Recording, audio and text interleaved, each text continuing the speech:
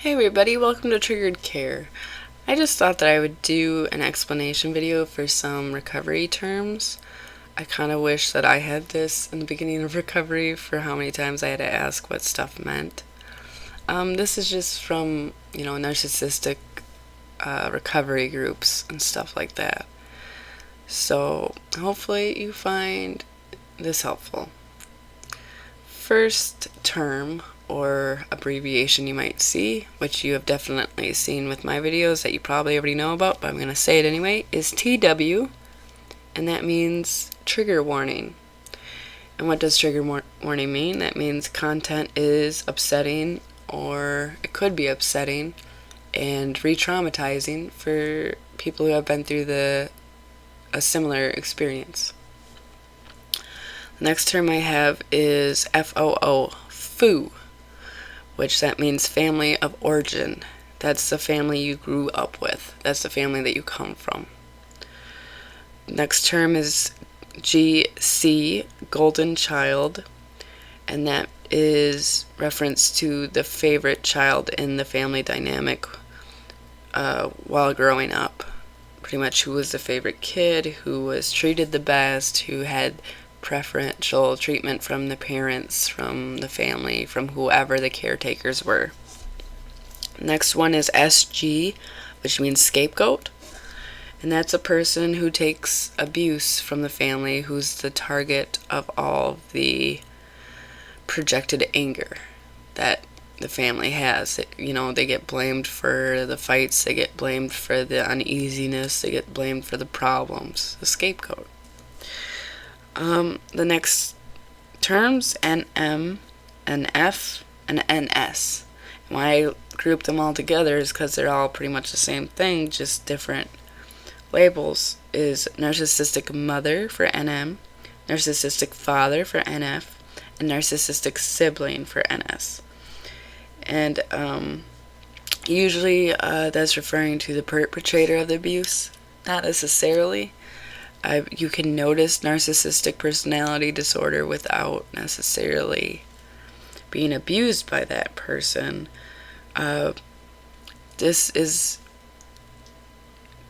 DSM textbook narcissistic personality disorder. And if you are a survivor of childhood abuse, especially, you know what this is, versus borderline personality disorder or any other of the other cluster B disorders. Narcissists have a grandiose sense of self. They are self-centered and heavily delusional.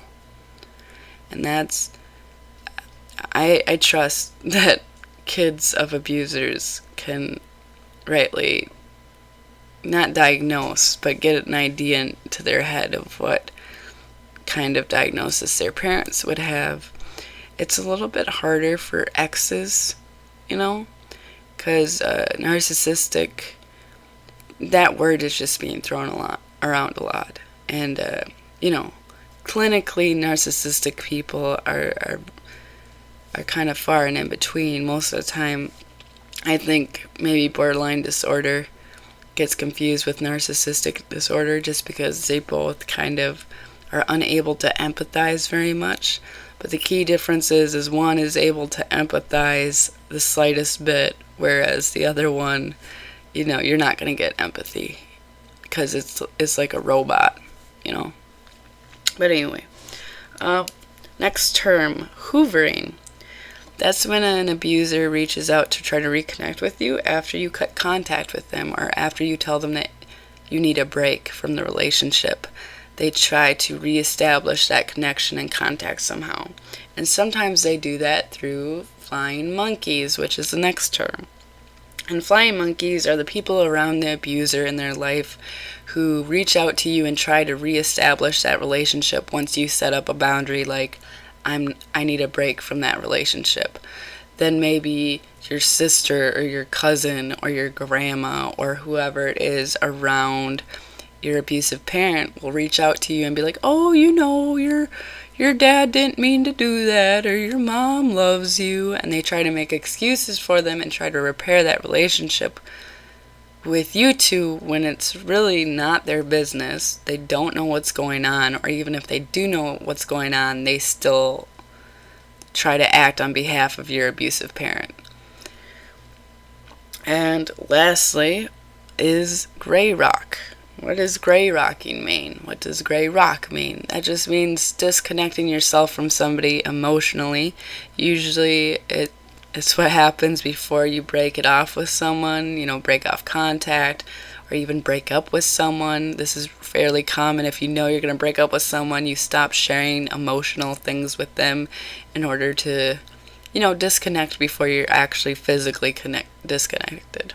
Sorry, that was a little mouthful of words, but so you're keeping the conversation very casual when you gray rock. I did that with my mother for about a year, 2 years before I cut contact with her, and it helps you realize how much they talk about themselves, and then it also keeps you protected in a way by not offering them vulnerable information about yourself for them to then use against you and make you feel poopy about it.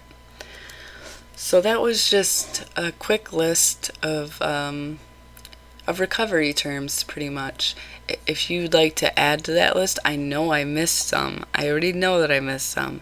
So for whatever I miss, put it on the bottom. And if there's enough terms that you guys come up with, I'll make another video and do those terms then as well.